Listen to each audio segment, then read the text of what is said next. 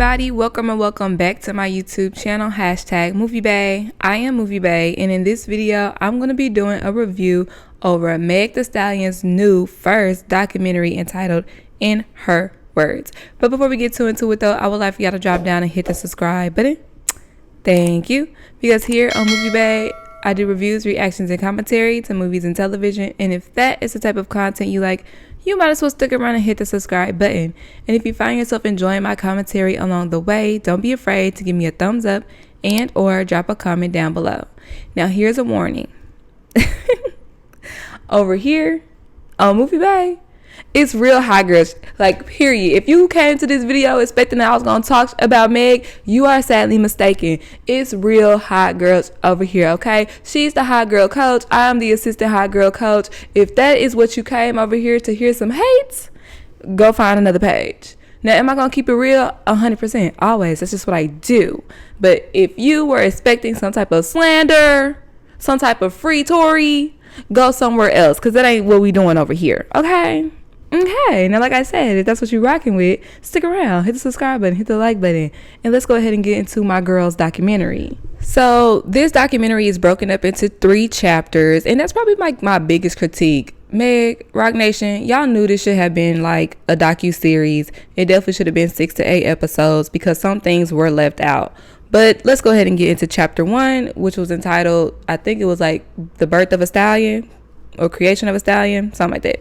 So that's, of course, when we get our throwback pictures with Meg and her mom, Holly. She talks about how she was a really sensitive child. When people used to make fun of her, she would cry at the drop of a dime. And her mama was kind of like right there to let her know, like, you can't let these people play in your face, period.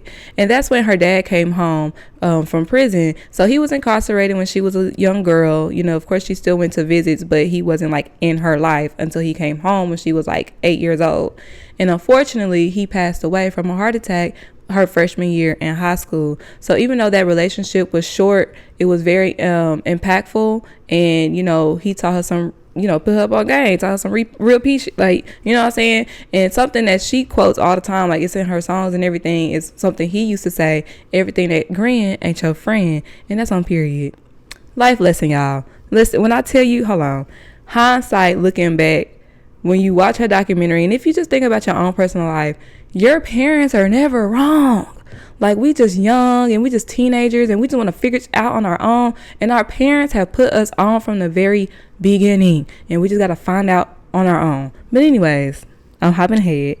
Let's stick to chapter 1, shall we? So chapter 1, she talks about her relationship with her mom, and her mom used to be a rapper as well. And that's the reason why Meg wants to become a rapper, because she wants to be just like her mom and wanted to push herself to actually be better than her mom. And that is when her mom took on the role of a momager. Like, she would be there recording the videos in the booth with her, say it like this, do it like this, you can go harder, you can twerk harder. I said, okay, Miss Holly, period. If you are a real Meg fan, you know this was back in the hottie like vlogs. She used to like vlog on YouTube, and the hottie world, hottie ween, all those type of things. Meg definitely been with the documentary style, vlogging style content, okay? But anyhow, this was back in like the Stallion freestyle days, the cypher days, when Meg really started blowing up. She got signed to 1501, and that is something that was left out of this documentary. That's why I was like, bro, this definitely should have been, this chapter could have been a whole episode in its own, just like the creation, the early days of Meg Thee Stallion on her grind. And I really want to know the ins and outs of that 1501 like contract and things like that. Especially for the people who, you know, don't know or don't really follow blogs and stuff like that. Like, that would have been some good information to have. But my friend was like, well, maybe it's like an NDA or something, like when they settled out of court, maybe she can't speak on it or something like that. So I was like, maybe, but that's definitely something I felt like should have been in the documentary. Anyhow, with her signage of 1501, or under her signage of 1501, Big Ol' Freak came out. And I remember I was at PV at the time, and y'all know Meg used to go to PV, but she graduated from TSU. And she was performing at homecoming. Like, when she said she was at clubs and she would perform anywhere, baby, no ho bars. So she came to PV homecoming 2018, and that was in October, and she performed Big O Freak. Now the girls I was hanging with, they was like, you ain't never heard of Meg Thee Stallion? I was like, no, I'm from Dallas, I don't know who that is. So when she took the stage, I was really like entranced. I was like, this girl is that, like, she is on it. Every song was a bop. The confidence, the performance, like, she put on a show. And I was like, yeah, I'm rocking with her. Went home, looked up all her music on YouTube. I was like, yeah, I rocks with her for sure. And literally, like, it was either Thanksgiving break or Christmas break, I went home and her song was on the radio in Dallas. And I was like, oh my God, like, I just saw her perform at PVA, my bitch on the radio, hey. And then Big O Freak just took off from there. Now, unfortunately, shortly after the success of Big O Freak, Meg's mom, Miss Holly, passed away. It was sudden. They found out she had a brain tumor and she was hospitalized, and she was later pronounced brain dead, and Meg had to make the decision to take her off of life support. And I'm gonna try to do this part without crying, y'all, but I don't care if you like Meg or not, you have to be able to empathize with how you are at the peak of your life right now. Like, your life is taking off, your career is taking off, and the person who has been right there with you, your biggest inspiration, your rock, your manager, your mother, passes away. Like, in the midst of all of what's going good, your mother passes away. And I don't care who you are, bro, you have to be empathetic to that fact, and you have to understand why she ended up going on a binge grieving how she did. So she admits to the fact that, you know, once her mom passed away, everything after that was a blur. She started drinking a lot. Obviously, she's grieving. She's trying to cope with it. I'm at this high peak in my career. I'm leaving Houston. I'm going off. I'm getting nominated for all these award shows. Now I'm in LA. I'm meeting all these different people. And life is hitting fast. And now it's hitting you when you don't have your rock anymore. You're not grounded anymore. So we all know this as the Meg Drive the Boat phase, where it was really like party girl anthem, turn up anthem. Like I said, I was in college at this time. So when I tell y'all Meg was the soundtrack, Meg, rest in peace, B King, like the soundtrack. Meg and the City Girls, that was the soundtrack to college life. So, when Meg's mom passed away, her good friend Kelsey, who has been there since the beginning, kind of stepped in the role as a manager, right? And I'm not trying to ish on Kelsey, but if my friend lost her mother, I definitely understand Kelsey wanting to replace what Miss Holly was to Megan. 100% understand that. But I also would have been like, friend, put the bottle down, friend, you drinking a little bit too much, friend. You know what I'm saying? Like, I don't know, that's just me as a friend, but okay. Now, in the midst of this Drive the Boat era, y'all know quarantine hit, and quarantine was a big depression for all of us. We were all stuck in the house bored, doing things we wouldn't normally do, talking to people we wouldn't normally talk to, indulging in alcohol for real. And Meg was doing the same thing. One of the people that she met was Tory Lanez. And I'm not going to speak too much on him. And honestly, this is coming from somebody who was a Tory Lanez fan. I'm talking about Chicks Tape fan. Y'all coming out the woodwork. Oh, Tory Lanez is the best. You don't even know his songs for real. Anyways, I digress. They trauma bonded. That's exactly what it is. He saw his end. He took his end. And that is my unbiased opinion. Because like I said, I was fans of them both when this situation happened. So as y'all know, of course, the night of the shooting, it was an argument in the car, what have you. She tried to leave. He puts her back in the car. She tries to leave again, and that's when the shooting happens. Now, Meg, everybody says that they were arguing in the car. And like I said, like she even said it on Shots Fired on Good News, track number 1, okay? Now he in the backseat and he keep calling me up. We all know this. I could have came back. We talking about dollars and follows and goofies. I told him, you're not popping, you just on the remix, okay? So we know that she was popping her ish, and he has short man syndrome and got upset and told my bitch to dance and started shooting at her feet. So, you know, throughout the documentary, they have been intertwining, video footage along with anime type animation. And they also do it for the part of when she was shot. I And I thought it was done very well. This is not the actual picture. They didn't have it online yet. But anyhow, a lot of people were talking about, oh, she wasn't shot. Why would she say she stepped on glass then? Why didn't she just tell the police then? And the crazy part is, do y'all know the climate that they were in? Okay. On top of that, it's the main people that be like, no snitching. And they get mad when she doesn't snitch. Interesting. So after the shooting, before indictments and trials and anything like that, Meg continues with her career. She said that she just wanted it all to just go away. Because keep in mind, Meg did not press charges. The state of California did. So like I stated, Meg continues with her life. She graduates from college, period. Real hot girl, real smart girl, okay? Baby girl is Grammy nominated and wins. She gets her own slot on SNL. She gets the success of WAP with Cardi B. Her own album, Good News. I don't know why they didn't feature Good News more. I really like that album, especially because it came out right after the shooting. So, you know, they really honed in on her Traumazine album, which was good too. But like Good News came out first, and that's like where she was dropping a lot of hints about what happened throughout her songs. So I just thought that they could have mentioned that album as well. So even though in the midst of all this success, Meg is still dealing with people online popping ish, talking about some ish they don't know, just giving their unwarranted opinions, and especially a lot of men in the rap what's the word I'm looking for? Whatever community, yeah, whatever. It's really disgusting, especially because, like I said, it's unwarranted, and y'all weren't there. Y'all have such strong opinions about some that y'all didn't even see. You know what I'm saying? Like, I have an opinion as well, but like for people to like just really be honing in, pressing, talk about she's evil and she's this and he should have unalived her and all type of stuff like that is crazy. Like, y'all need something better to do with your lives.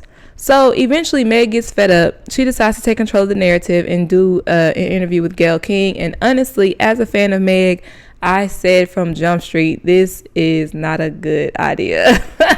Don't do this, Meg. But of course, during this interview, Gayle asked the question if Meg had a sexual relationship with Tory, and Meg denied. Everybody was online, oh, she's lying. And in this documentary, she admits that she lied as well. Now, let's talk about it. Step one, why does it matter for her? If I effed him or not? The facts remain the same, that he shot me. And honestly, if I was Meg, that's exactly how I would have answered Gayle. What does it matter for? Do I have bullet fragments in my foot? Yes or no? Okay, so the facts remain the same. It don't matter if I was smashing him yesterday, last night, or if I never had. He still shot me. Point blank, period. That's number one. Number two, ladies and some guys, we all got bodies that we don't claim. Let's keep it 100. We all got a body or two that we do not claim. Ask me if I smashed him. No, did not. Who's that? I don't know. Who?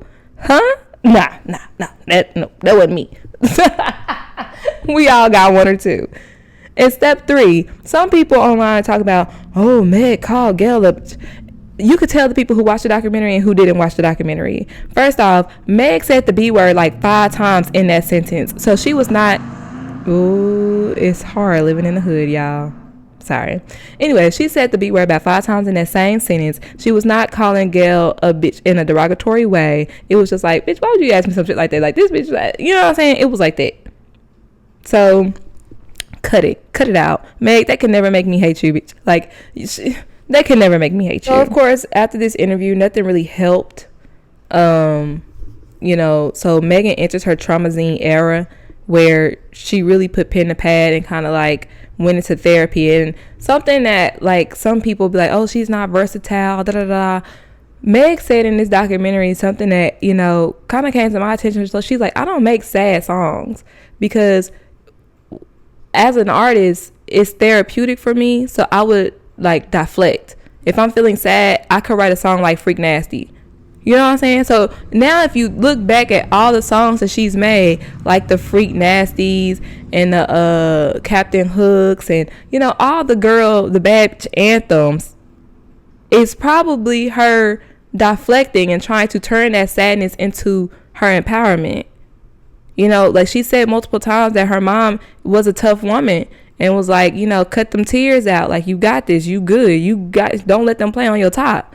You know what I'm saying? It was a part in the documentary where, you know, with amongst everything else that was happening, Meg just wanted a sandwich with her jalapeno kettle chips, and they didn't have any more kettle chips, and broke down crying.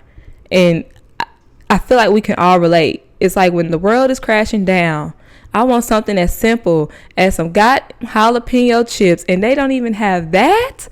It's like, what the is life even right now? So I don't know. I just feel like this documentary was so relatable on so many different ways, on so many different levels. So yeah, Traumazine. First, I'll shout to Lorianne. I loved the cameo. I wasn't expecting it, and I just love Lorianne from way back in the days. Y'all know the days I'm talking about. Okay.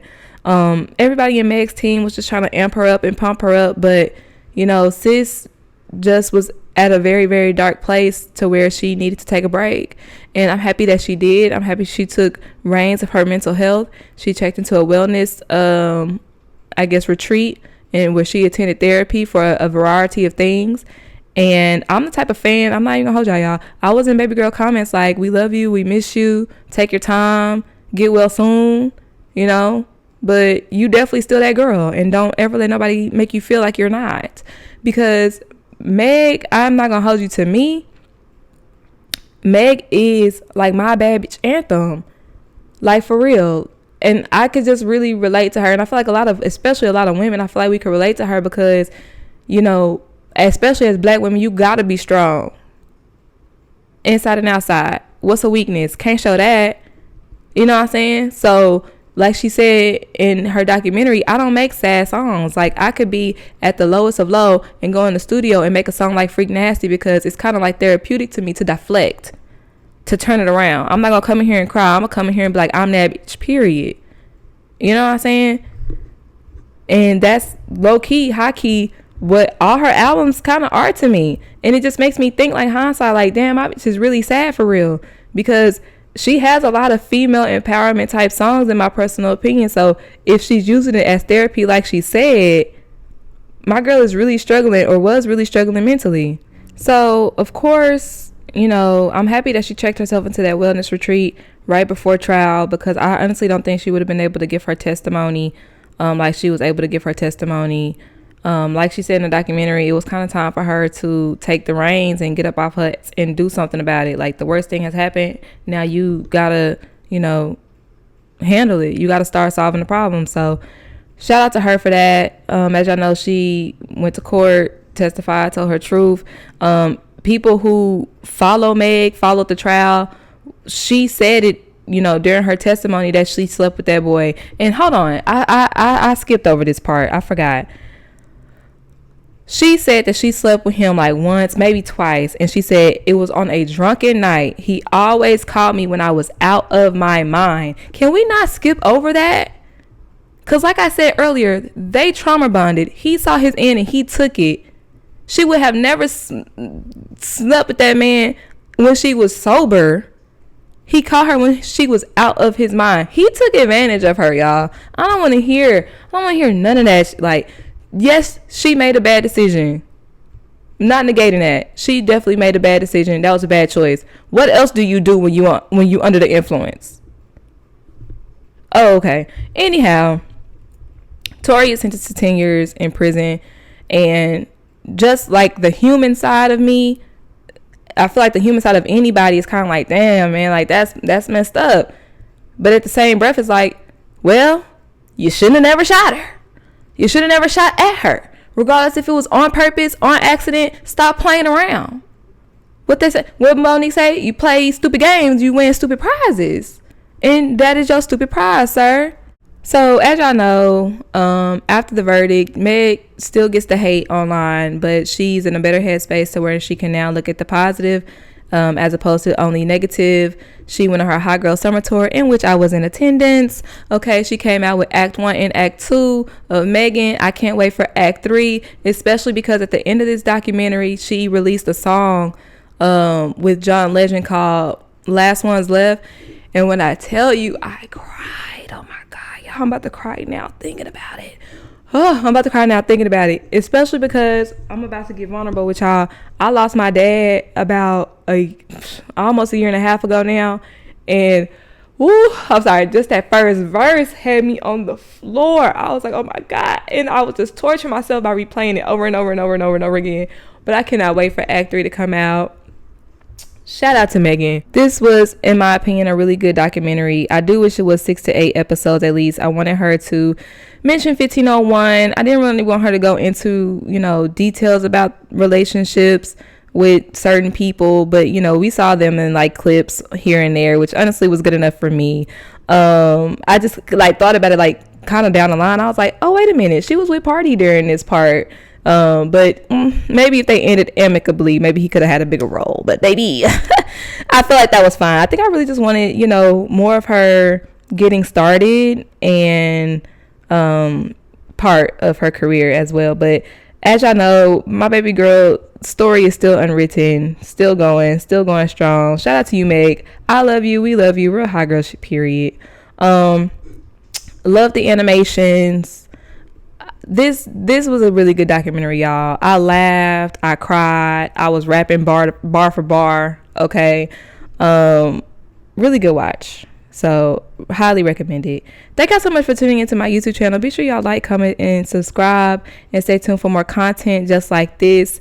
I really hope that I hit everything I wanted to talk about. I'm kind of just on here like talking, trying to go in order and trying not to ramble, but if I have to do a live, we could do a live. Oh wait, my computer broke, so it'll be a ghetto live on my phone. But if that's what y'all want, y'all gotta let me know and we could talk about it. All right, anyways, like I said, like, comment, subscribe, and I will see y'all next time.